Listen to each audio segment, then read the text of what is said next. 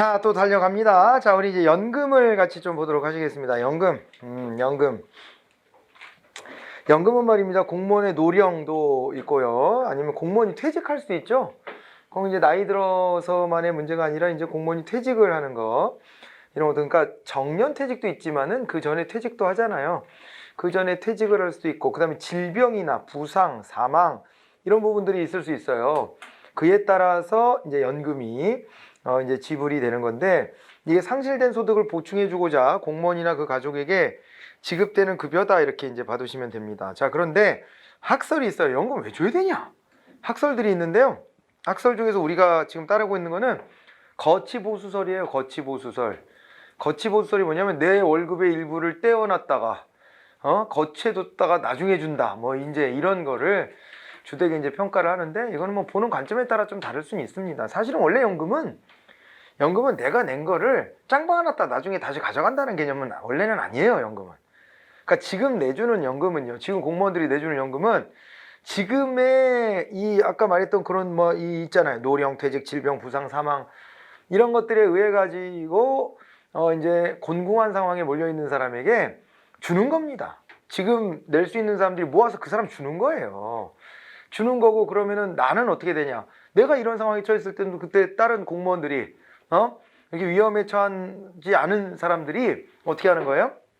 그 사람들이 이제 대신 나를 위해서 조금씩 십시일반 해주는 거죠. 원래 개념은 그런 건데, 공무원 연금 관련해서는 워낙에 예전에 급여가 적고 이럴 때 그런 것들을 좀 이제 보충해 준다라는 개념들이 좀 컸고, 그랬잖아요. 여러분 이거 저 얘기하지 않았어요? 우리나라 관료제가 어떤 역사를 가졌는지 얘기 한번 해줬나? 관료제가 형성되는 게 중요하다 그랬잖아요. 미국에서도 관료제가 형성이 안 돼 있어가지고 유럽에 비했을 때 우리가 좀 딸린다 해가지고 그 우드로 윌슨이 우리 관료제 해야 된다고 막 이렇게 얘기한 거라 그랬잖아요. 그럼 우리나라는 관료제가 언제 형성됐냐? 관료제 언제 형성됐을까?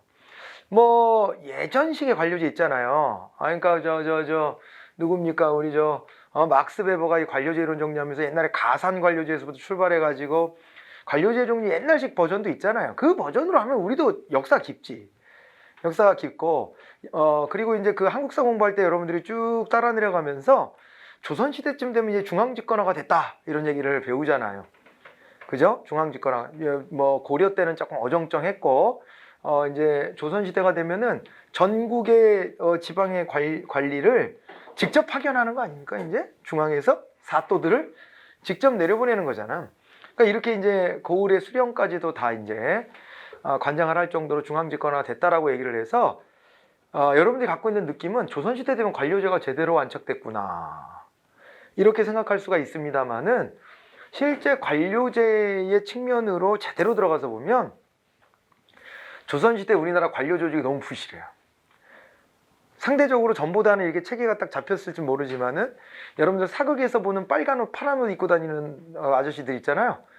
그 사람들 전체 숫자가 몇 명인 줄 알아요? 조선시대 빨간 옷 파란 옷 입고 다니는 그 중앙 공무원 숫자가 몇 명인 줄 알아요? 300명입니다 300명. 그걸로 어떻게 관료제가 만들어졌다라고 봅니까? 그걸로 그러니 옛날에 과거 시험도 진짜 빡세긴 빡센 거예요. 그게 너무 적어. 전체 인원이 너무 적어. 그 인원이 그렇게 작았다. 그렇기 때문에 관료제가 제대로 갖춰졌다고 보기는 어렵고, 이것이 이제 일제시대를 거치면서 관료제가 많아지죠. 왜냐면 일본은 우리나라를 이제 제대로 지배하려고 하니까 행정조직들을 막 갖출 수밖에 없고, 그걸 이제 갖춰놓고 거기에 이제 우리나라 사람들은 어때요? 하급 공무원으로 막 들어갔겠죠. 하급 공무원으로 들어갔잖아요. 그렇잖아요. 상급 공무원까지야 뭐 주겠습니까? 지금 뭐 일본 놈들이 했겠지. 하급 공무원들로 들어가서 여기서 실무 경험을 쌓았다가, 그랬다가 어떻게 됐냐면 해방이 된 다음에 한편으로 보면은 이제 그 일제 청산이 안 된 거죠. 일제 청산이 안 돼가지고 말이야. 그래가지고 일제 시대 때 복무했던 경찰, 공무원 뭐 이런 사람들이 전부 다 다시 원대 복귀하지 않습니까? 그 친일 청산이 안 됐다고 우리가 이제 얘기하는 아픈 부분인데, 한편으로는 이 사람들이 가지고 있는 노하우를 활용한 측면이 긍정적으로 작동한 것도 있어요. 예, 그래서 또 이것도 흑백 사고에 빠져서 저 인간 친일파인가? 이러시면 안 되고, 그런 게 아니라, 그러니까 긍정적이면 언제나 항상 긍정적이면 부정적인 면이 있는데, 일제 청산 못한 거는 정말 이게 아주 천추의 한입니다만은 그렇지만 한편으로는 그때 노하우 경찰 쪽은 거기는 더 좀 안 좋게 흘러간 것도 많으니까 그렇지만 이게 행정 관리의 측면에서 봤을 때는 그 일종의 노하우들을 가지고 있는 사람들이 일단은 좀 메꿔졌고 일단은 조금은 그런 면도 있었다. 그런 면도 있고 거기다가 이제 공무원들을 막 충원해 가지고요. 그래서 제대로 된 이 관료 조직을 갖추고 그거를 기틀로 해서 사실은 경제 개발 뭐 이런 것들을 이제 뒷받침하고 우리는 이제 관주도의 경제 성장을 했으니까 그런 것들에 조직적으로 대처가 가능한 정도로 컸죠. 물론 그렇게 키워서 그걸 갖다 뭐 선거에 부정선거에 이유 먹는다든가 뭐 여러 가지 부정적인 것도 물론 있습니다만은 한편으로는 관이 이렇게 큰 힘을 갖기 시작했다라고 분석할 수 있습니다. 학문적으로 객관적으로 보면은 그렇게 해가지고 관료 조직이 이제 만들어지고 이렇게 됐는데 이제 여기서부터 얘기해요. 연금 얘기하다 갑자기 얘기를 왜 했냐면 이렇게 관료 조직을 막 탄탄히 이렇게 채워 놓고 공무원들이 이제 주도해가지고 뭐 캠페인도 하고 사람들 인식도 바꾸려고 그러고 막 별의별 걸 다 했잖아요. 그런데 이런 거를 할 때 그때 이렇다는 겁니다. 그때 공무원들이 갑자기 늘어났는데 이 사람들의 대우를 제대로 해주기가 어려워. 그때 우리나라 얼마나 가난한지 알아요? 얼마나 가난한지 저도 뭐 안 살아봤으니까 제가 체험한 건 아니지만 이게 이승만 정권 때 우리나라가요 전 세계 진짜 꼴찌급이에요. 꼴찌급. 1인당 GDP 이런 거 따져보면 거의 없는 수준이라고 봐야 돼. 거의 진짜 가난했던 거예요. 뭐 그렇다고 자원을 캐다 팔 여력도 안 되고 말이야. 뭐 여러 가지로 봤을 때 전쟁도 폐허도 됐고 뭐 일제시대 때 착취도 있었지만은 전쟁 폐허도 됐지 뭐 없어 뭐가 남은 게. 그래가지고 너무 가난한 나라였는데 그런데 공무원들을 이렇게 늘리면서 그 사람들한테 뭘 보수를 해줄 수 있는 게 많겠습니까? 그러니까 연금으로 막 약속하고 이런 게 좀 있죠. 그래서 공무원 연금이 일찍 들어와요, 우리나라에. 공무원 연금이 직업공무원제를 하기 때문에 또 이제 필요한 면이 있기도 하고 그러니까 일찍 안착이 됩니다. 일찍 안착이 되는데 그때의 설계는 어때요? 그때의 설계는 많이 주겠다. 이렇게 설계가 됐을 것이고 그렇게 할 수 있는 이유 중에 하나가 그때 이제 경제가 팽창할 거라는 기대감이 하나가 있고 지금보다 더 나빠질 수는 없지 않냐. 좋아진다면은 그 지불 능력이 생길 것이고 그 다음에 또 하나는 뭐가 있냐면 또 하나는 이제 사람들이 근데 평균 수명이 짧았어요. 이승만 정권 때 평균 수명이 60살이 안 됐던 거로 제가 기억하거든요. 통계 봤던 게 이승만 정부 때 우리나라 사람들 평균 수명이 60살? 뭐 거의 안팎됐을 거야 아마. 평균 수명이. 그런데 60살이 좀 안 됐던 걸로 저는 기억이 나요. 그런데 지금은 평균 수명이 얼마예요?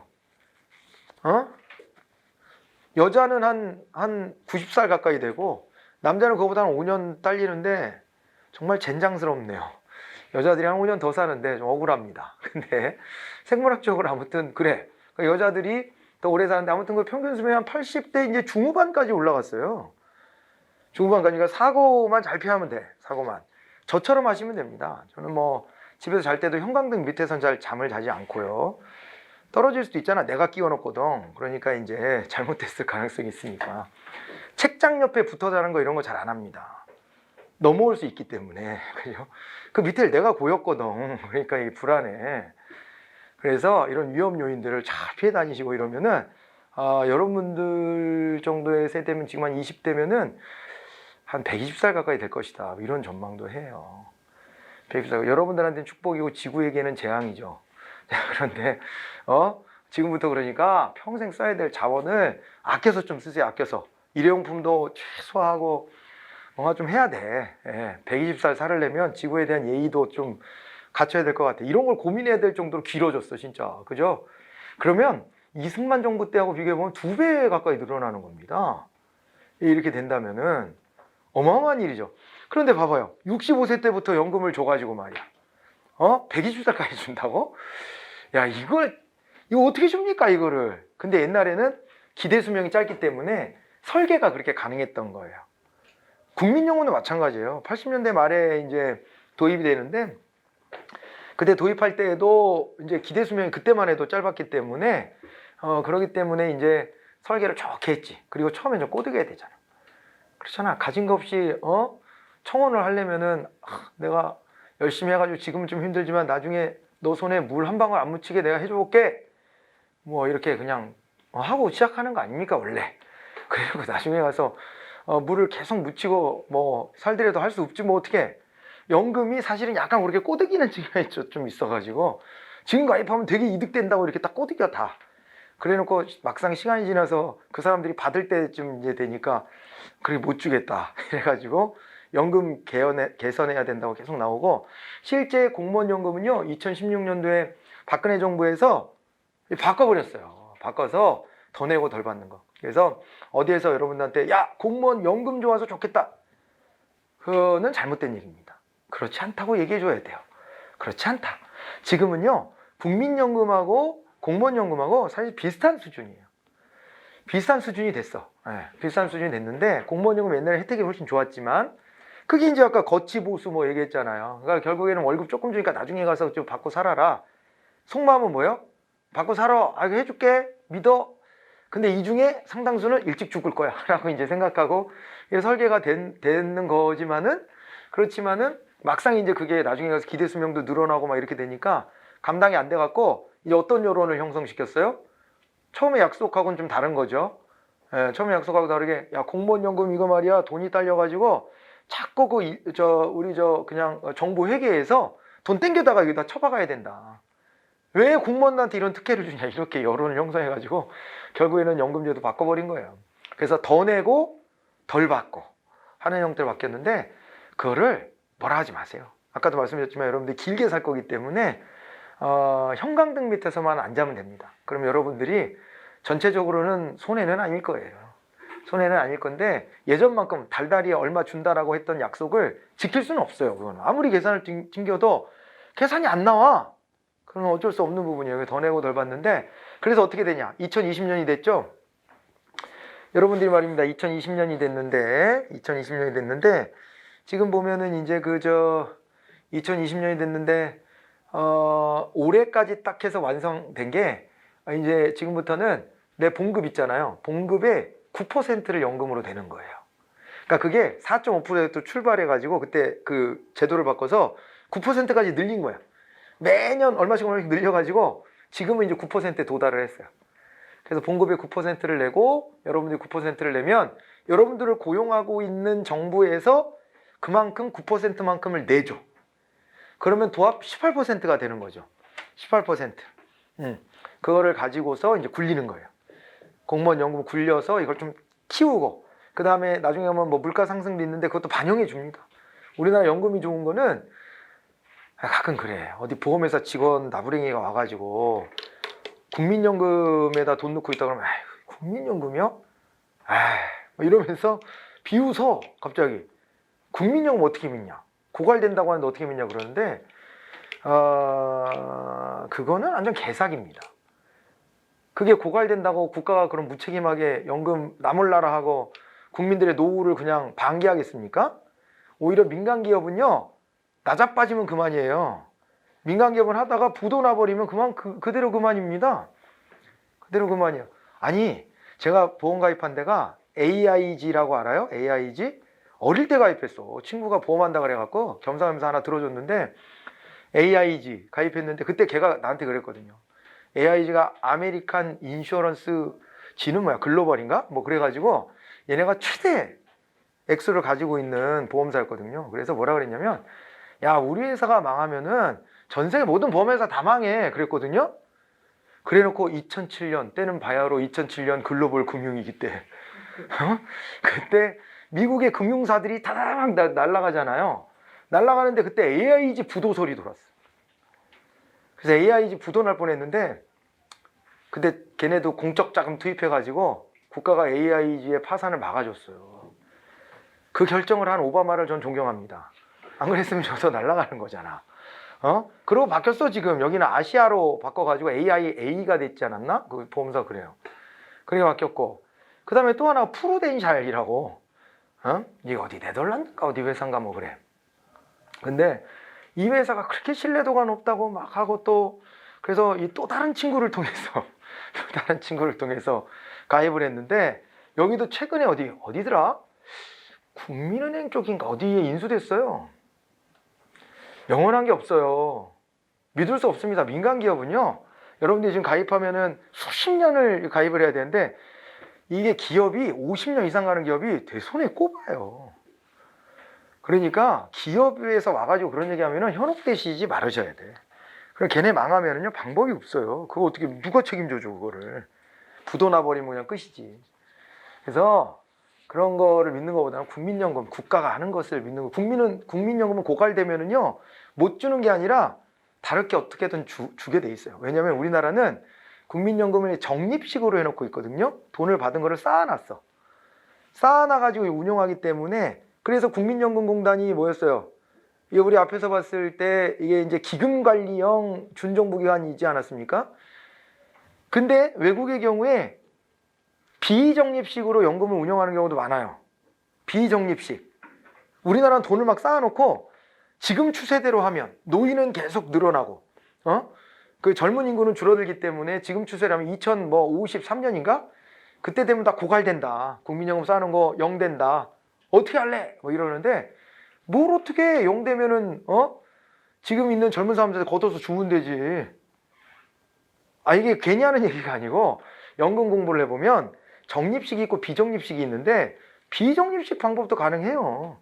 독일 같은 데가 두 달치만 딱 연금을 가지고 있고 비적립식으로 거둔 걸로 주는 거예요. 그러니까 불가능한 얘기가 아닙니다. 그리고 적립식으로 유지하더라도 우리가 추세로 봤을 때 2053년 되면 무너진다는 거죠. 내가 추세법 얘기할 때 한번 얘기해줬죠. 그런 것이지 이것이 그때 되면은 고갈되게끔 가만히 있을 거예요 지금? 야 고갈되네. 야 진짜야. 야 2053년 되니까 진짜 고갈됐네. 눈으로 확인할 거야? 아니잖아. 대책을 세우겠지. 세우려고 추세를 한번 보는 거 아닙니까? 이런 거지. 이거를 이 연금이 잘못됐다 이렇게 말하는 것은 잘못입니다. 가장 신뢰할 수 있는 거는 국민연금이에요. 나라가 망하면은 뭐 할 수 없지만은 나라가 망할 확률보다 기업이 망할 확률이 훨씬 더 높다. 그리고 그 다음에 이제 또 뭐냐면은 공무원연금도 마찬가지인 거예요. 공무원연금도. 그런데 공무원연금도 이제 좀 줄였지 않습니까? 줄여가지고 혜택을 좀 줄여가지고 지금은 이제 국민연금과 큰 차이는 없다. 큰 차이는 없는데 그렇다고 나쁜 거는 아니다. 지금은 이제 더 내고 덜 받는 건 좀 불가피한 측면이 있었다. 뭐 이렇게 좀 생각하시면 될 것 같은데 아무튼 내가 낸 돈 돌려받을 때 내가 손해볼까 봐 걱정하는 마음들이 앞서는 거예요. 그게. 그럼 내가 내는 거 쌓아둬야 되는데 그거를 왜 쌓아두지 않고 그거를 남들 퍼주고 내가 낸 걸 왜 없애?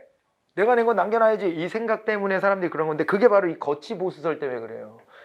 내 월급 일부를 맡겨놨더니 그걸 갖다 탕진했다 이렇게 생각하는 거야. 내가 은행에다가 예금해놨더니 예금을 나한테 안 주더라 뭐 이런 내 예금이 없어졌다더라 이런 걸로 받아들이는 건데 원래 연금은 그런 개념이 아니라는 거지 원래는. 근데 우리가 또 국민연금에 대해 공무원연금에 대해서 거치보수설이 통설로 공무원의 권리로 인식된다 이렇게 돼 있잖아요. 이렇게 인식되고 있다는 거고 그 다음에 좀 이제 연금이 어떤 건지 조금 이제 느낌이 왔나요? 자 그리고 이제 이게 이제 사회보장적 측면도 있고 그 다음에 또 인사관리적 측면에서도 활용도가 높죠. 공무원 임용하겠다고 선발하려고 하면은 사람들이 많이 지원하는 것 중에 하나가 원래 연금이 좋다고 그래서 이제 공무원 하겠다고 나서는 경우 많았잖아요. 이런 것들이 있고요. 국민연금은 그래서요 여전히 4.5%만 냅니다. 국민연금은 자기 봉급의 4.5%만 내요. 그럼 회사가 4.5%를 쌓아줘. 자기가 고용돼 있는 회사가 4.5% 쌓아주고 그러면 공무원연금의 절반이잖아요. 공무원연금 절반밖에 안 돼요. 다만 민간기업은 퇴직금이지 퇴직금. 우리는 없어. 우리는 없어요. 그렇게 생각하시면 돼요. 그 차이가 좀 있습니다. 그 차이가. 그래서 원래 그것도 웃겨요. 되게 역사를 보면 국민연금 도입할 때 그때 정부가 기업한테도 부담을 지우는 거잖아요. 국민연금 전국민 가입 이러면은요. 사람을 고용할 때마다 국민연금을 본인도 내지만 회사도 내줘야 되거든요. 기업들이 힘들다고 막 반대했을 거 아니에요. 반대하니까 정부가 또 꼬드길 때 어떻게 꼬드겼냐면 대신에 이거 국민연금 내주면은 퇴직금제도 없애줄게. 이러고 꼬드겼다? 그리고 여태 남아있어요. 퇴직금 제도가. 그래서 기업은 이중부담하는 거긴 해요. 퇴직금도 쌓아줘야 되고 그 다음에 연금도 같이 내줘야 되고 이런 게 좀 있긴 한데 공무원 쪽에는 아싸리 이제 퇴직금이라는 개념은 잘 없고, 중간에 퇴직하면 그래서 연금 쌓아놓던 거에 이제 퇴직급여라는 이름으로 이렇게 해서 이제 또 보장을 받고 이러긴 합니다만은 별도의 퇴직금을 또 따로 이렇게 주지는 않죠. 그런 면은 좀 있습니다. 자, 뭐 비교를 해보시고 재원의 조성이 있는데요. 우리는 기금제입니다. 기금제고요. 기여제입니다. 본인의 봉급에서 몇 프로를 떼간다 그랬잖아요. 그래서 이제 기여제가 되어 있어요. 자, 이제 이렇게 채택이 되어 있고, 그 다음에 있잖아요. 국가 및 지방 공무원을 적용 대상으로 합니다. 군인과 선거에서 취임하는 공무원은 제외된다 이렇게 돼 있는데, 군인은 제외되는 이유가 군인연금이 따로 있습니다. 군인연금이 따로 있기 때문에 그건 제외고, 군인연금은 더 골 때려요. 그거 알아요? 군인연금은 이게 장교가 우리가 이제 퇴임하는 게 우리는 이제 정년 퇴임밖에 없잖아요. 정년 퇴직밖에 없는데 군인은요, 이게 또 그게 있습니다. 승진 연한이 있는데 계급 승진을 못 하잖아요. 그러면 이제 그 계급 정년이 있어가지고 그걸로도 퇴직을 시켜버려요. 그러면요, 40대 중반쯤 됐는데 연금 받고 이런 경우도 있어요. 거기 되게 웃겨. 그러니까 이게 군인연금은 일찍도 수령하고 그래요. 근데 이 공무원연금은 65세에 달해야지 주죠. 이제 그런 차이가 좀 있는데, 아무튼 군인연금까지 우리가 관심 가질 건 없고, 지금은 이제 군인연금이 따로 있고, 선거에서 취임하는 공무원은 여기에 이제 적용 대상이 안 된다는 게, 이게 이럴 수는 있지, 물론. 이럴 수는 있어. 뭐냐면, 내가 원래 늘 공이었어. 늘 공무원. 그러다가 이제 퇴임을 하고, 출마해가지고 어디 출마해서 당선이 됐어.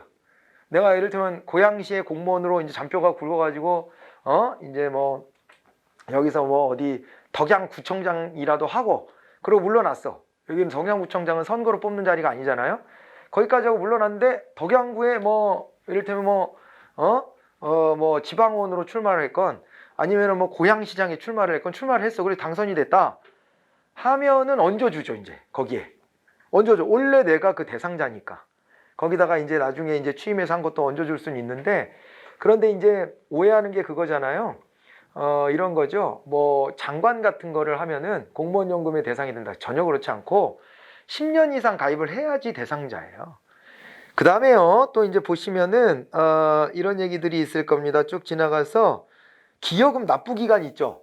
예, 요거는 원래는 33년까지만 이제 납부하면 되게 돼 있었는데 36년까지로 연장이 돼. 이게 무슨 얘기냐면 40살에 공무원 된 사람은 연금을 아무리 내봐야 20년밖에 안 내잖아. 20살에 되면 40년이야? 40년까지 안 내고 33년 내면 만기 다 냈다. 그 다음부터는 안 내도 돼. 뭐 이랬었는데 그걸 36년까지 늘렸다는 거예요. 더 내는 방편인 거죠, 이게. 그렇죠? 네. 뭐 그런 얘기고. 뭔지 알아들으셨어요? 네. 그래서 최대한 내는 기간이 공무원을 얼마를 하건 간에 공무원 하는 기간 동안 내는 게 원칙인데, 어린 나이에 공무원 된 사람 있잖아요. 그 사람은 최대한 내도 33년 뭐 이었는데 그걸 36년으로 좀 늘렸다. 3년 더 내게 했고, 그 다음에 근데 그 내면은 내는 만큼 또 더 받잖아요. 나중에 가서 자기가 낸 거를 더 받으니까 액수가 더 늘어날 수 있으니까 꼭 나쁘다고만 생각할 건 아니고. 그 다음에 이제 내려가서 보면은요, 연금 수급 요건 조정 맨 밑에 거. 여기에 이제 퇴직연금 및 유족연금 등을 받을 수 있는 최소 재직 기간을 20년에서 10년으로 완화해 줬어요. 예전에는 그래서 20년 이거 채우고 내 퇴직하겠다고 막 해가지고 공무원 나 적성에 안 맞는데 내 20년 채우고 나간다 이런 사람들도 있었거든요. 그런데 지금 10년만 복무를 해도 공무원 연금에 요거 이제 포함을 해줘요. 만약에 그 기간 밑으로만 복무하다가 나간 사람은 그냥 국민연금으로 되돌아가는 겁니다. 그러니까 공무원연금의 대상자가 아니라는 거죠. 그래도 아직은 공무원연금이 더 낫다라고 많이 보기 때문에, 그렇기 때문에 공무원연금에 편입하려는 마음들이 좀 있거든요. 그래서 10년으로 이거는 좀 완화해줬다.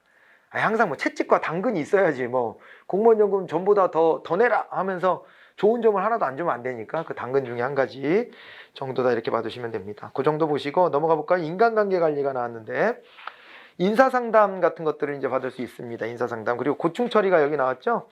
고충처리가 여기 나왔는데, 여기에 이제 고충의 원인이 뭐 여러 가지가 있을 수 있는데, 이거는 이제 부당성까지도 다루기 때문에 범위가 굉장히 넓어진다 그랬죠? 고충 상담 같은 경우는.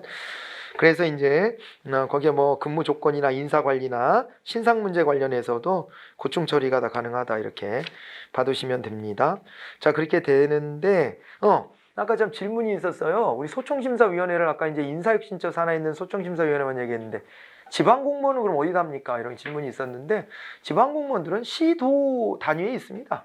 시도 단위에 지방자치단체별로 시도니까 광역자치단체별로 설치가 돼 있으니까 내가 뭐 기초자치단체에서 이제 뭐 소청을 징계를 받았는데 소청하고 싶다 그러면 자기네 소속 그 광역자치단체에 있는 소총심사위원회로 가면 되는 거예요. 그렇게 가고 그 다음에 또 그런 맥락에서 같이 또 고충 심사도 그렇게 받는 거예요. 그렇게 같이 이제 시도 단위 뭐 이렇게 해서 보시면 되고 그리고 또 있잖아요. 국회에는 그러면 소총 심사 어디서 할까? 국회. 내가 국회 소속 공무원이야. 그럼 어디로 가? 인사혁신처로 오냐? 아닙니다. 인사혁신처로 오는 게 아니고 국회 공무원도 국가 공무원이거든요. 국가 공무원인데 국회에 있는 아까 인사 담당 기관이 어디라 그랬어요? 국회 사무처라는 데가 있어요. 국회 사무처. 그래서 국회 사무처가 있는데 거기서 다 인사 관리하기 때문에 국회 사무처에 소총심사위원회가 설치되어 있습니다. 법원에 가면 법원 행정처에 또 설치가 돼 있고. 예, 그래서 그 소총심사를 그렇게 받는 거예요. 나중에 가서 보면은요, 미리 예고해 드리는데 지방공무원인 경우에 재밌는 게 이거예요. 지방의회 직원이 있죠. 지방의회 공무원은요, 누가 임명을 하는 줄 알아요? 국회 공무원은 국회 있잖아, 국회. 여의도 국회. 국회 공무원은 국회의장이 임명하는 거예요. 그런데 지방의회의 직원은요, 지방자치단체장이 임명해. 가령 수원시 의회의 직원을 임명할 때 수원시장이 임명해.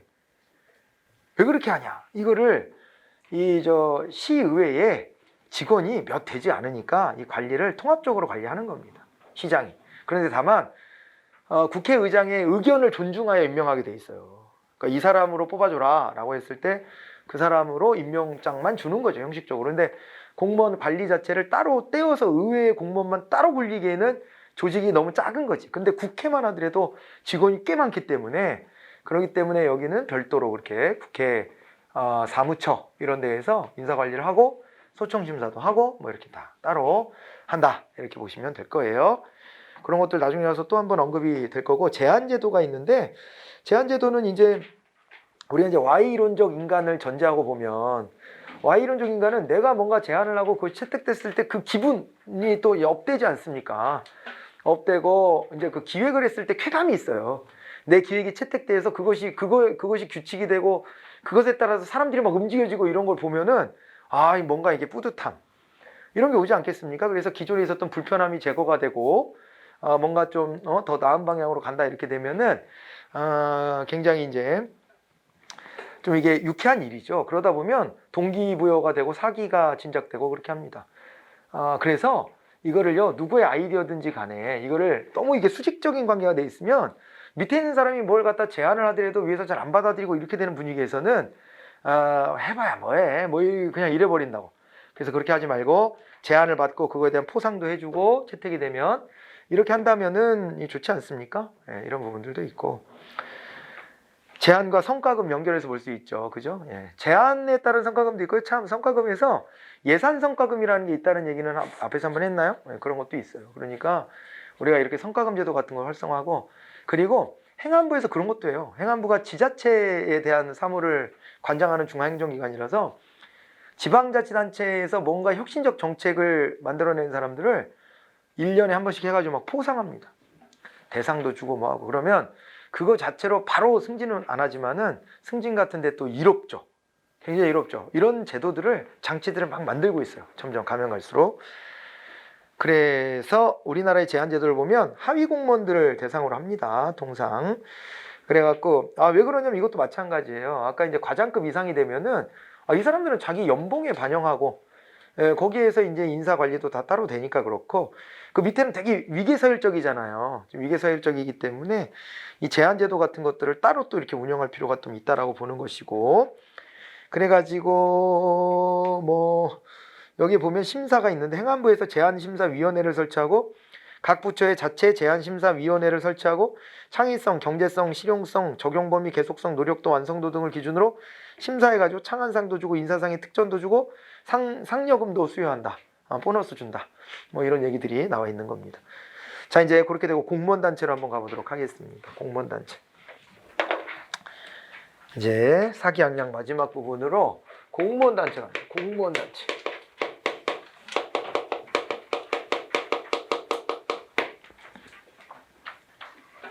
이게 있고 없고가 차이가 많아요. 예. 저랑 이제 아직도 연락하고 지내는 한 이제 수험생, 우리 학원 말고 딴 데서 제가 강의 한 데서. 근데 그 친구는 이제 공무원 준비하다 공무원 잘 안 됐어요. 공무원 잘 안 됐는데, 근데 이제 공사에 들어가서 이제 일을 하게 됐는데,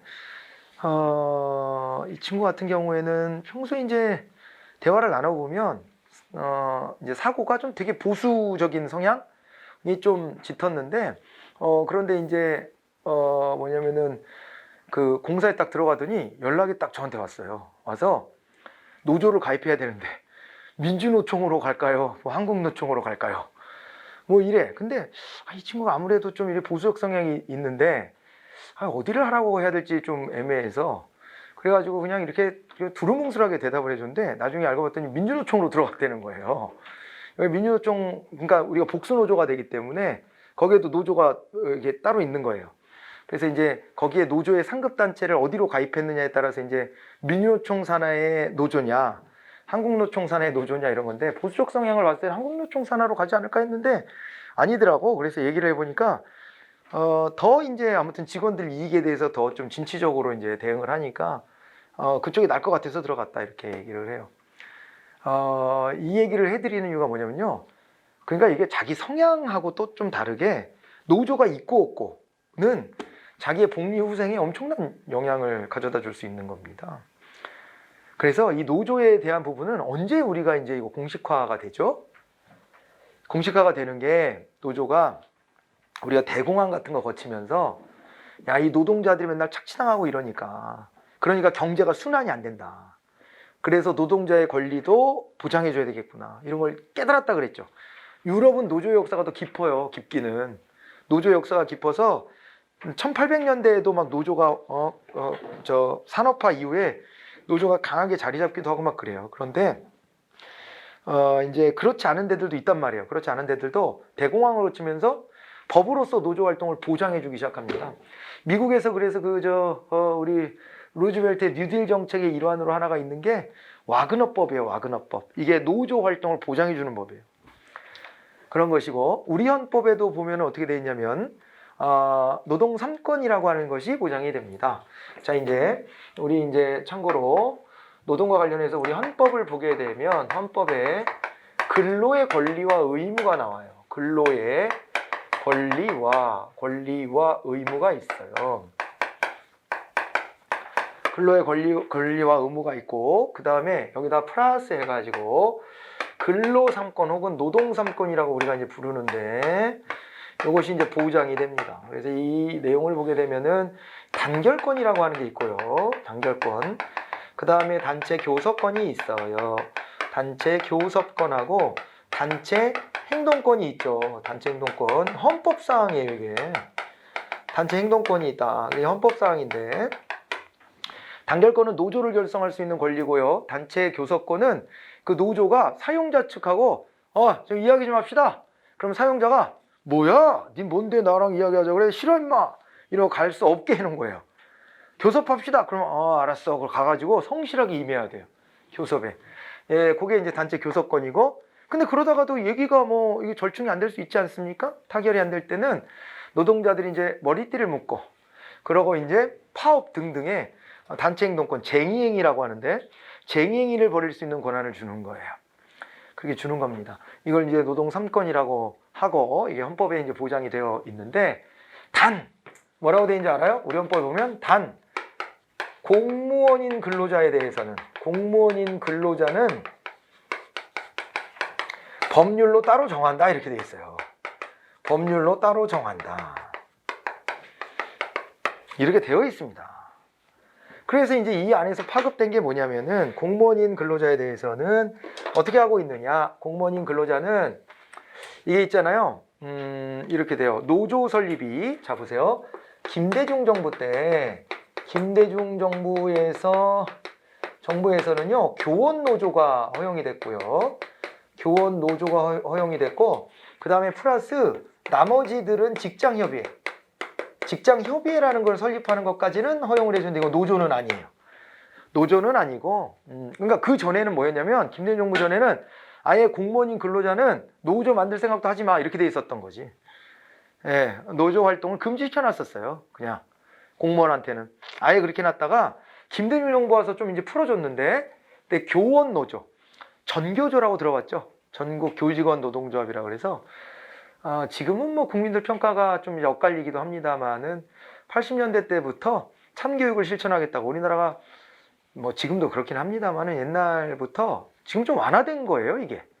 예전에도 막 줄 세우기 이렇게 해가지고 위에서부터 뭐 이렇게 뭐 그런 얘기 하잖아요. 뭐 설령고 서성한 뭐 중경회시 그런 얘기 하잖아요. 옛날에 중대 입학처장이 그래서 한 10년 됐지 입학처장이 기자회견을 했어. 뭐라고 했냐면 앞으로 설령고 서성한 중경회시 이렇게 부르지 말고 설령고 서성한 중 외경시라고 불러줘라. 그래서 서열은 안 바뀌었는데 앞에 붙여주라고. 자기네는 앞에 쪽에 가깝다. 이래가지고 얘기를 해가지고 빈축을 산 적이 있는데 그게 이제 뭐 여론에서는 빈축을 샀지만은 그 정도로 절박한 거예요. 이거 줄 세워가지고 대학 서열화가 이렇게 탁 뭐 고착화가 돼가지고 말이에요. 그렇게 따진단 말이에요. 뭐 전공에 따라서 다르다 이런 것도 별로 없고 무턱대고 이제 그 학벌 이런 것들에 막 매달려 있는데 지금은 막 입시 제도를 막 다양하게 해가지고 이게 약간 좀 이렇게 그죠? 약간 이걸 흔들고는 있는데 그게 또 이제 안 좋은 부작용도 많죠. 있는 집 자식들만 더 유리해졌다 뭐 이런 얘기도 평가도 받고 그러긴 합니다만은 뭔가 옛날에 부작용 없애려고 시도한 것만은 분명해. 제대로 이제 그게 안 먹혀서 그렇지. 예전에는 아예 그냥 학력고사 이런 거 딱 봐가지고 일렬로 쭉 줄 세워가지고 등수대로 전국 등수로 자르는 식으로 거의 대학을 갔단 말이에요. 그런 문제들이 있었고 그래서 이제 전교조 같은 데가 이런 식으로 입시하거나 되어 있는 중고등학교 이거 잘못됐다 해가지고 문제 제기를 하다가 막 잘리고 왜냐면 공무원은 노조가 안 되는데 교원도 공무원인 저 사람들이 많잖아요. 아니 국공립 선생님들은 공무원인 거잖아요. 공무원이고 사립학교 교원 따로 있지만은 뭐 그래가지고 그 사람들이 활동하다 잘리고 막 난리 나고 막 그래서 이거에 대한 좀 미안함 같은 거 부채의식 사회적으로 그게 좀 있었어요. 그래서 이제 그 당시에 이제 공무원 노조 전폭적인 허용은 못 해주지만은 교원 노조 정도는 허용해 주는 것으로 이렇게 갔던 것이고 교원 노조 허용이 됐고 그 다음에 이제 직장협의회 나머지 공무원들인 사람들한테는 아직까지는 국민 여론상 공무원이 노조를 한다는 것을 받아들이기가 좀 어렵다고 판단해서 직장협의회 정도를 만드는 건데 직장협의회는 노조랑 달리 여기는 이제 이렇게 뭐라 그럴까 노조 활동처럼 대놓고 이렇게 막 자기들의 권익을 위해서 투쟁한다 이런 느낌보다는 자기들끼리 그냥 뭐 불편한 점이 있으면 의견을 모으고 이거를 그냥 전달하는 정도 뭐 이런 정도의 활동을 하는 겁니다. 그런 정도로 해가지고 직장협의회 정도를 이제 오픈해줬고 지금도 직장협의회들이 있어요. 직장협의회들이 있는데 이런 데 있잖아요. 아직도 공무원 노조가 경찰 공무원 같은 데 노조가 있어요 없어요? 없지. 노조 못 만들어요. 못 만드는데 그런데 직장협의회 같은 거는 또 만들기도 하고 그럽니다. 그래가지고 직장협의회 자기들끼리 뭐 이렇게 뭐라 그럴까 의견도 좀 모아보고 뭐 이제 나름의 저 불편함도 호소해보고 뭐 이럴 수 있는 그 친목도 뭐도 하고 뭐 이런 걸로 직장협의회 같은 거는 둬요. 근데 이게 김대중 정부 때 생긴 거고 이렇게 됐고 그 다음에 노무현 정부 와가지고 이제 뭐가 됐냐면 공무원 노조가 허용이 됩니다. 공무원 노조가 허용이 됐다 이렇게 보시면 되는데 허용이 됐는데 단 있잖아요. 단체 행동권은 주지 않습니다. 단체 행동권은 없다 이렇게 보셔야 돼요. 쟁의행위는 못해. 그러니까 단결은 하게 해줬잖아요. 그리고 단체 교섭까지는 하고요. 중앙공무원, 국가공무원, 저 행정부의 국가공무원은 누구랑 교섭하는 줄 알아요? 교섭할 때 대통령 나오세요 이래가지고 노조가 대통령하고 이렇게 노조위원장하고 대화할 것 같아요? 그건 좀 아닌 것 같죠? 아닌 것 같죠? 그럼 누가 나올 것 같아?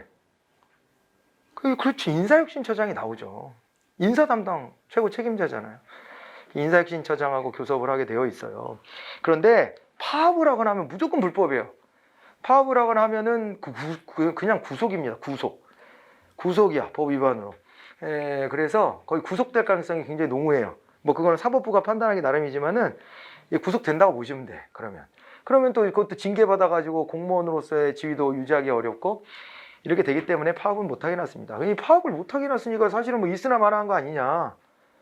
그럴 수도 있지만은 그래도 이렇게 교섭까지는 성실하게 이제 벌일 수 있다는 게 있고, 단체 행동권을 안 주는 것이 그럼 우리나라가 아직까지도 노조에 대해서 좀 억압하는 거냐?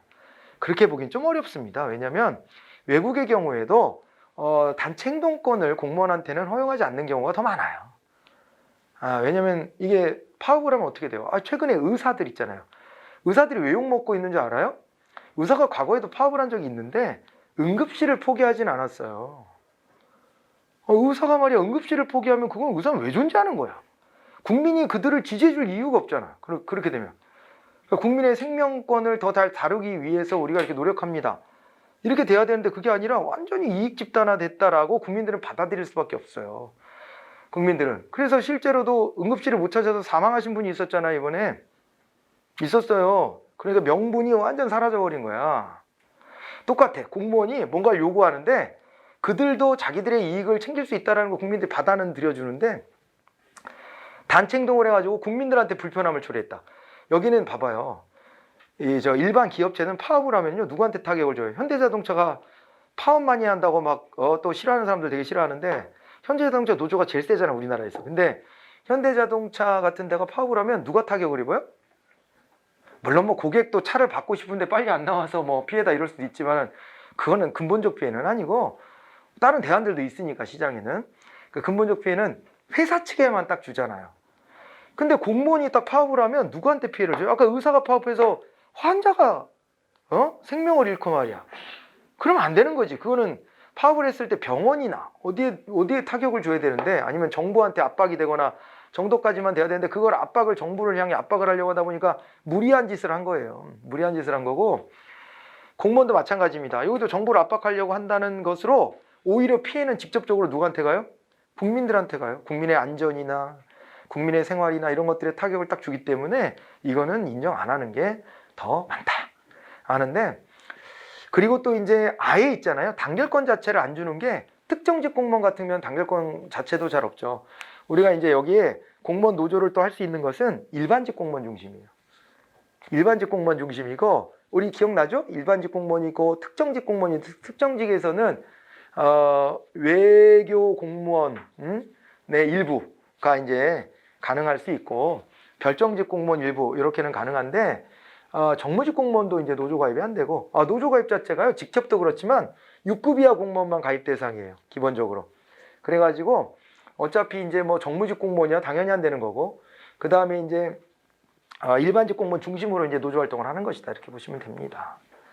그래서 다 안 되는데, 프랑스 같은 나라는 좀 독특해요. 프랑스 같은 나라는 경찰, 소방 다 있어. 노조가 다 있고 파업도 해.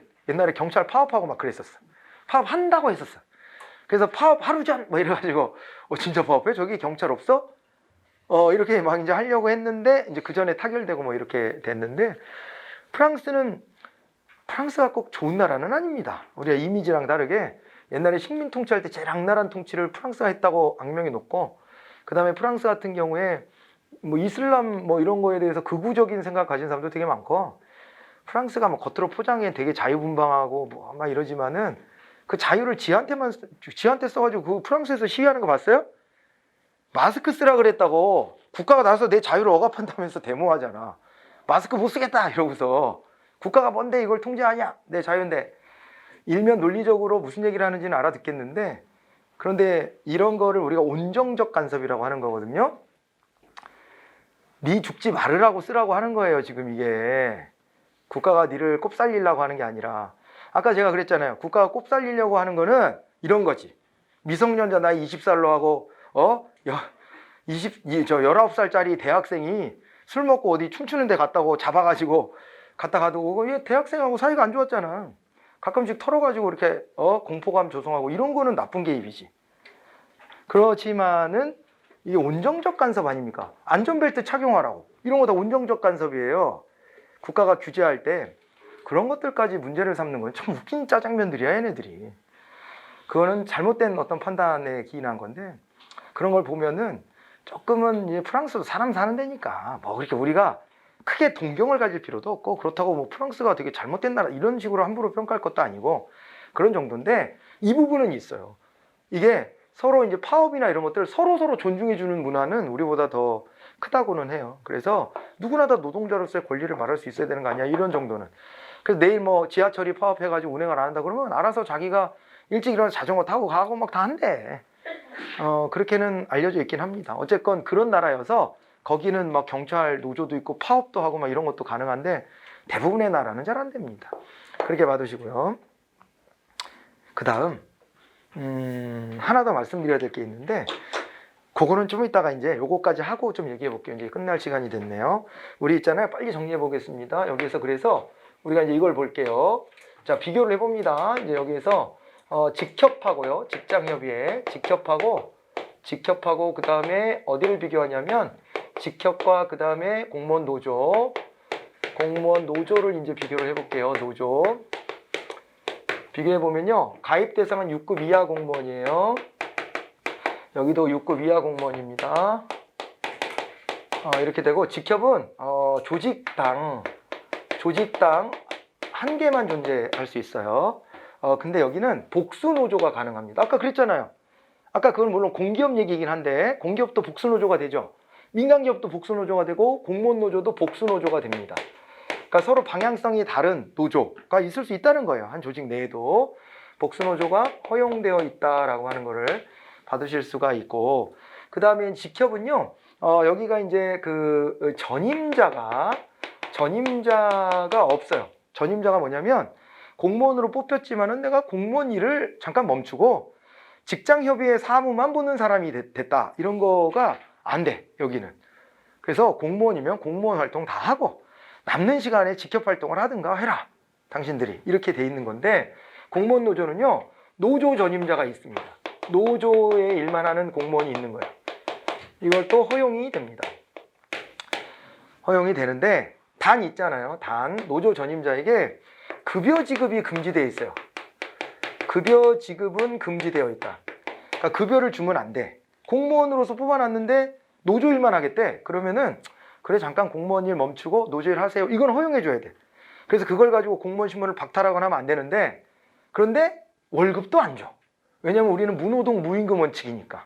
노동을 하지 않으면 급여를 주지 않는 것이 대원칙이라고 보기 때문에 안 줘요. 안 주고, 또 한편으로는 자꾸 이런 급여를 주게 되면은 자주성의 훼손이 온다. 노조 간부가 뭐 이렇게 사용자로부터 돈을 받는 거잖아요. 돈을 받으면은 뭐, 야, 너 좀 올려줄 테니까 너 좀, 야, 뭐 살살 하자, 뭐 이럴 수도 있고. 그래서 이제 자주성의 문제도 있고, 그래서 안 주는 걸로 이렇게 되어 있어요.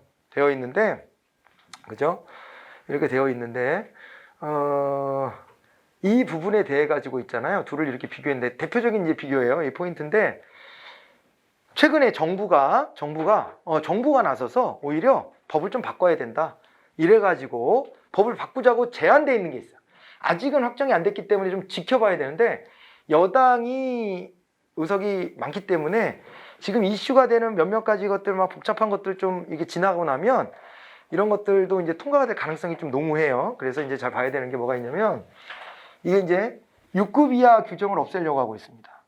그러니까 6급이 아니라 5급 이상도 가입할 수 있게. 그 법안이 올라가 있어요. 그거 정부가 제안한 법안이에요. 그렇게 돼 있고, 그 다음에 노조 전임자에게 급여 지급하는 것도 가능하게 하려고 하고 있어요. 노조 전임자에게도 급여를 주는 걸로. 그리고 또 뭐도 들어가 있냐면은 소방공무원들 노조 허용해 주는 거. 소방공무원까지는, 경찰, 군인 뭐 이건 안 되더라도 소방공무원은 가능하지 않냐. 소방공무원의 노조 설립을 허용해 주는 것, 이것이 올라가 있어요. 올라가 있는데 아직 법으로 확정 안 됐지만 제가 잘 보고 있다가 확정되면 바로 얘기해 드릴 건데, 여러분들도 혹시 밥 먹다가 이렇게 똥 때리다가 뉴스 보게 되면, 그럴 때 이제 여러분들도 이제 혹시 이게 나오면 꼭 클릭해가지고 그걸 보세요. 알겠죠? 블랙핑크가 무슨 옷을 입었나 이런 것만 보지 마시고 이것도 하셔야 돼. 그래서 확인 한번 해봐야 될 부분인데, 이거 왜 하는 거냐면, 국제노동기구에서 노동자들의 권익을 너무 침해하는 거 아니냐라는 지적을 계속하고 우리 정부한테. 너무 제약이 많다는 거예요, 우리는. 그런 이제 것이 있고, 그 다음에 또 특히 유럽연합이 그렇게 해요. EU가. 왜 그러냐? 우리나라가 이제는 정상급 나라이기 때문에 그 유럽에다가도 우리 물건 가지고 나가면 밀리지 않아요. 밀리지 않아. 예, 그래서 독일제가 더 좋아요? 우리나라 게 더 좋아요? 그랬을 때 우리나라 게 후달리지 않습니다. 어떤 거는 독일 게 더 좋은 게 또 있지만은 한편으로 우리나라 게 더 좋은 것도 있고 뭐 그런 거 아닙니까? 아니, 필립스가 좋아요? 삼성이 좋아요? 물론 종류에 따라 조금 다릅니다만은 필립스가 경쟁에서 밀리니까 자꾸 소형 가전으로만 가잖아, 이렇게. 그잖아요. 그러니까 이제 뭐 삼성, LG 이런 데들은 사실 뭐 유럽에서 경쟁력 매우 좋고 뭐 이런데, 그런데 이제 그래서 EU가 자꾸 문제 제기를 하는 거예요. 야, 국제적으로 이렇게 국경 없이 경쟁하고 하는 건 좋다 이거야. 좋은데 니네는 노조를 이렇게 못 살게 굴면서, 그러면서 노동자들의 권익을 좀 옥조여 가지고, 그래가지고 거기에서 이제 비용을 줄여서, 그래서 단가를 낮춰서 경쟁력을 얻는 거 아니냐. 그래, 니네 물건 수입 못하겠다 이런 식으로 자꾸 시비를 겁니다. 그렇기 때문에 우리가 이제 노조 문제에 대해서 좀 더 전향적인 자세를 보여야 된다는 게 정부의 입장인데, 또 정부의 성향도 거기에 좀 부합하잖아 또. 그러니까 이제 내친김에 이제 그걸 하려고 하는데, 특히 이제 그걸 결정할 수 있는 건 특히 공무원 쪽에서 뭐 개선할 수 있는 것들을 좀 찾아봐야 되잖아요. 정부가 먼저 할 수 있는 건 그런 거니까. 그래서 찾다 보니까 이제 그런 것들이 나오는 거예요. 이게 왜 여기 급수 제한을 뒀냐, 이런 부분하고. 원래 민간도 그렇거든요. 민간도 과장까지만 이게 노조 가입이 됩니다. 그 위에는 노조 가입이 안 돼요. 근데 이제 그런 것들 왜 제한을 두느냐, 이런 부분하고. 너무 올라가면 안 되긴 해. 근데 내가 CEO로 사장인데 나도 노조 가입하겠다, 나도 월급쟁이라고 하고 와가지고 여기 앉아있으면 웃기잖아. 이거 좀 노조의 전략을 다 캐치해서 갈 수도 있는 거고, 이거 사용자인지 뭐 노동자인지 구분은 돼야 되는 건데, 그런데 이거는 너무 경계가 너무 엄격한 거다, 이렇게 보는 것이고요. 그 다음에 노조 전임자 급여 지급해 주는 것이 뭐 자주성 해서 뭐 이런 것도 있겠지만, 한편으로는 이걸 안 주면은 이 전임자 하기가 쉽지 않잖아요. 전임자들은 그래서 최소한의 비용만 노조 활동비 서로 회비 내는 걸로 거기서 나눠서 가져간다고. 생활인인데 어떻게 그거에만 의존합니까? 그러니까는 급여도 잘 줘라 뭐 이렇게 하는 거예요. 그런 게 하나 있고, 하나 더 덧붙이면요, 공무원 노조가요 이제 교섭 대상에서 제외되는 것이 있어요. 교섭 대상에서 제외되는 것이 있는데요. 제외되는 것은 뭐가 있냐면요, 정책사항 하고요. 그 다음에 또 하나가 뭐가 있냐면은 인사권 관련된 거예요. 요거는 제외됩니다. 이거는 교섭의 대상이 안 돼요. 이건 민간기업도 그래요. 민간기업에서도 경영권하고 인사권은 개입 못해요. 경영권, 인사권 개입을 못합니다. 알겠죠? 그래서 옛날에 철도공사 파업했을 때, 그때가 왜 파업했냐면 그런 거 있었거든요. SRT 뭐 같은 거 만들어서, SRT 알아요? 수서발 KTX라고 불리는 그 민자 사업이에요. 그런 것들을 하고 막 그래가지고 이런 거 안 된다라고 하고, 그 다음에 그 안에서 또 자회사 같은 거 만들어서 골로 인력 배치하고 막 이런 것도 있었거든요. 철도공사 안에서. 근데 그런 것들을 반대하는 건데 애매합니다, 그게. 자칫 그거를 잘못하면은요, 법정 분쟁이 생겼을 때 법원에서 야, 우리 법상 인사권에는 노조가 개입할 수 없는데 왜 이런 이유로 파업을 해? 이래버리면 불법이 돼버려요. 심각해집니다. 그러면 왜 그런지 알아요? 노조 간부들한테요, 민사소송이 들어와 버려. 불법 파업을 해가지고 니들 말이야, 형사상으로 처벌받는 거 몸빵 하면 돼, 그냥 가서. 근데 민사소송 들어오면 이거 감당이 안 됩니다. 그래서 니네 불법 파업해서 회사에 손해를 이만큼 입혔기 때문에 니네가 물어내라, 이래버리면요, 노조가 이제 힘을 하나도 못 써. 그래서 보통 이런 것 때문이지만 이런 거를 뒤로 살짝 숨겨놓고 임금 인상해줘 이러고서 이제 파업하는 거야. 근데 그러면 또 언론에서 뭐라 그래? 야, 시내 직장에 다니면서 말이야, 임금을 또 올려달란다, 이렇게 하는 건데, 사실 이 내막을 들여다보면 그런 걸 걸지 않으면 파업이 불법 파업으로 몰릴 수 있기 때문에 그렇게 한대요, 또 내막을 보면. 아무튼 그래서 이 경영권이나 인사권 같은 거, 그러니까 아까 그거 KTX에서 SRT를 민영화하는 거는 그건 경영권이잖아 또. 근데 그런 거를 막 반대하는 것도 문제가 될 수도 있어요. 아무튼 그게 논쟁거리입니다. 논쟁거리인데 결국은 그게 자기네들 지위와 관련된 문제이기도 하니까 넣어줘야 되는 거 아니야? 라고 주장하는 사람도 있지만, 야, 그건 회사 고유의 영역인데 그런 것까지 간섭하면은 뭐 이건 주객이 전도되는 거 아니야? 이렇게 생각하는 사람도 있고. 그런데 어쨌든 아직까지는 우리가 그거를 이제 공적 영역으로 대입해 보면 경영권하고 비슷한 게 정책권이잖아요. 정책권. 정책을 만들어냈는데 노조가 그 정책은 안 된다 이러고 나오면 그럼 위에 있는 그 정책 결정자들의 역할이라고 하는 것이 무뎌질 수밖에 없기 때문에 그런 건 안 되고 너 여기로 가 이렇게 배치한데 그거 반대한다 그러고 시위하는 거 이것도 안 된다. 인사권 같은 것도 안 된다. 이렇게 해서 요 교섭 대상에 제외되는 것까지 살펴보시면 되겠습니다. 이게 되었을까요, 이거? 네, 그렇게 되고요. 한 가지만 더요. 그리고 우리나라 단체 행동권 안 되는데 예외가 하나가 있어요. 그게 바로 뭐냐면 사실상 노무 종사자로 구분되는 자리들이 있습니다. 예전에는 공무직 뭐 이래가지고 이제 정식 공무원이 아닌, 예, 근데 이제 이 관공서에서 일하는 이런 사람들이 있었는데, 그러니까 뭐 이게 청소도 해줘야 되고 뭐 시설 관리도 해줘야 되고 뭐 그런 거 있잖아요. 그런데 이거를 대대적으로 전환직 공무원이라 그래서 시험을 한번 또 거쳤어요. 전환직 시험이라고. 그걸 거쳐서 다 공무원으로 이렇게 다 만들어주고 뭐 그랬는데, 그럼에도 이제 그렇게 이제 실제로 사실상 노무에 종사한다 그랬잖아요. 원래 공무원 직업 여러분들이 선택하는 이유 중에 하나가 공무원은 사무직이잖아. 그러니까 오해하는 사람들이 기술직 공무원이 되면 예를 들어서 이렇게 방송통신과 관련된 일을 하는 공무원이다 그러면 내가 전부사한테 올라가 가지고 전선 연결하고 그래야 되는 거냐? 이런 착각을 하는 경우들인데, 공무원이 직접 그런 일을 하는 게 아니고요. 공무원은 지시하는 거예요. 지시하고 허가내주고 감독하고 다 사무직이야. 그런데 그 안에서 이제 뭐냐면은요, 그 사실상 노무에 종사하는, 실제로 자기 육체를 활용해서 일을 해야 되는 사람들이 있다고요. 또 공무원 조직이 운영되려면. 그래서 이런 자리들은 단결권을 단체 행동권까지도 인정을 해줘야 된다는 거지. 네, 그거는 이제 인정이 되는 예외들이 있습니다만은 기본적으로는 이제 단체 행동권이 없다. 이렇게 하는 것을 기본적으로 알아두시면 됩니다. 여기까지 하면 다 마무리가 됐고요. 오늘은 여기까지 살펴보도록 할 겁니다. 챕터 6 근무규율. 예, 여기서부터는 다음 시간에 해서 이제 거의 다 끝났어요. 이제 얼마 시간 이제 안 필요합니다.